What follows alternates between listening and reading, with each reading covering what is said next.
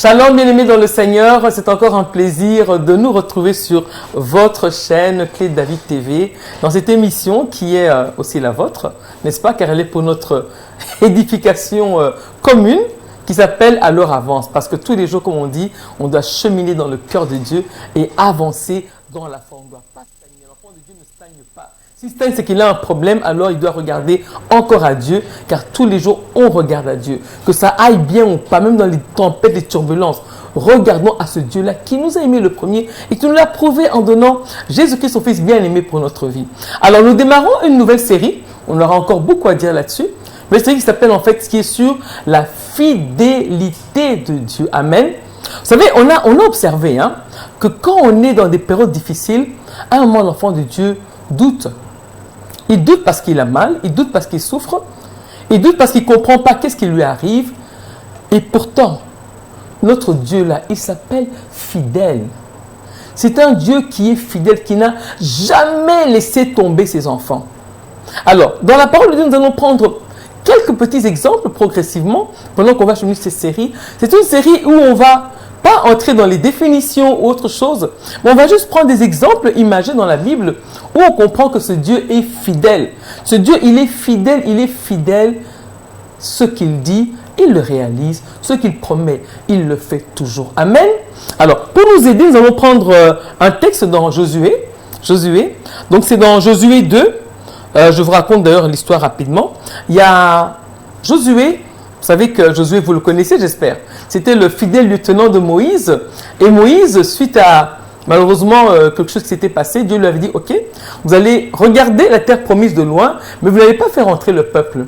Alors Moïse est mort. Et quand on lit dans Josué 1, Dieu a dit à Josué, lève-toi. C'est toi qui vas faire entrer ce peuple dans la terre promise. Alors, n'oubliez pas que Josué, durant tout le temps où Moïse était là, si vous lisez bien dans Exode et compagnie, quand vous lisez bien Deutéronome et autres, Josué, lui, il restait dans l'attente de la rencontre. On peut dire Amen. Il restait là-dedans. Il écoutait comment Moïse parlait avec Dieu. Il écoutait le tout. Il était là, toujours là dans l'attente de la rencontre. Et Dieu a fait de lui un de ses fidèles serviteurs. Alors, Josué s'est levé. Dieu a fait lever Josué pour aller maintenant traverser. N'oubliez pas que le peuple avait traversé la mer Rouge, n'est-ce pas? Et ils ont cheminé pendant quasiment 40 ans.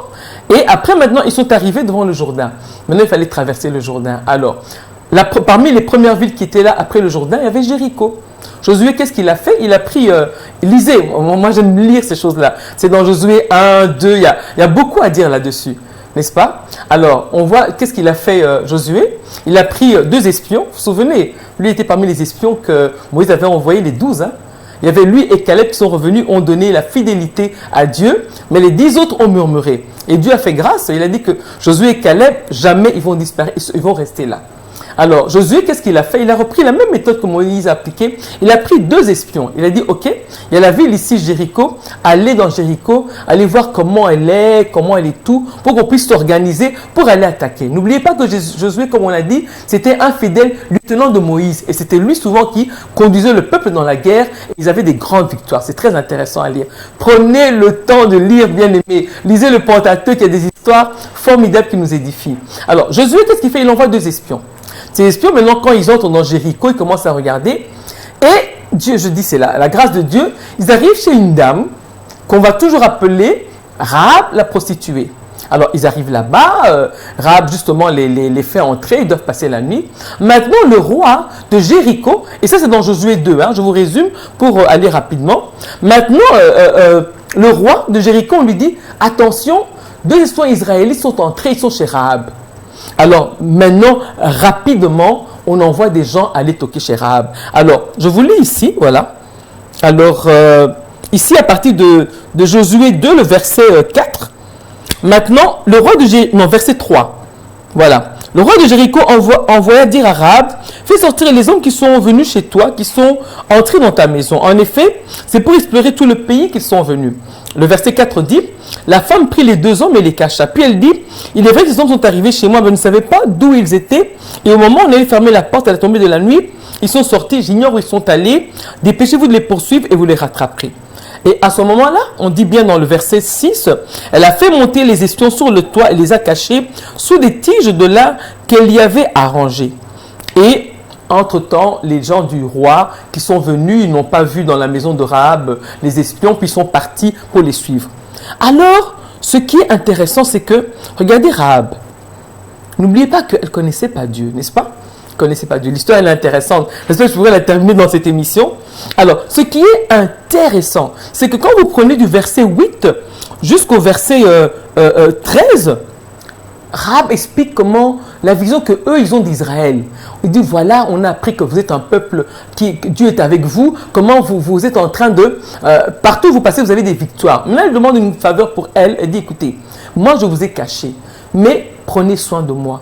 Quand vous allez entrer ici, je sais que vous allez gagner. Quand vous allez venir, vous allez avoir Jéricho. Alors c'est pour cela elle dit en plus dans le verset 12, je vais vous lire et maintenant je vous prie, jurez-moi par l'Éternel, que vous aurez pour ma famille la même bonté que moi pour vous. Donnez-moi l'assurance que vous allez laisser vivre mon père, ma mère, mes frères, mes soeurs et tous les leurs, et que nous, justement, vous allez nous préserver de la mort, et vous nous sauverez de la mort. Voilà. Alors ces hommes ont répondu justement, ces hommes répondirent, nous le jurons sur notre propre vie, si vous ne divulguez pas ce qui nous concerne, et quand l'Éternel nous donnera le pays, nous agirons envers toi avec bonté et fidélité. Voilà. Alors imaginez, qu'est-ce qui s'est passé? On a demandé juste à... Il y a beaucoup d'histoires on va en parler ces jours-ci, il y a beaucoup de belles histoires dans la Bible. Qu'est-ce qui a été demandé maintenant à Rahab? À la falaise, on dit, tu prends un fil écarlate, c'est rouge. Hein? Tu prends un fil rouge parce qu'elle, elle habitait sur la muraille. Elle était sur la muraille, bon, c'est là où elle logeait. Et nous ont demandé, tu vas prendre un fil rouge que tu vas nouer à la fenêtre. Et tu prends ton père, ta mère, tout le monde de famille, ils doivent rester avec toi. Comme ça, nous, quand on va venir pour faire la guerre à Jéricho, on ne te touchera pas. Et quand vous lisez dans Josué 6, ça s'est passé ainsi.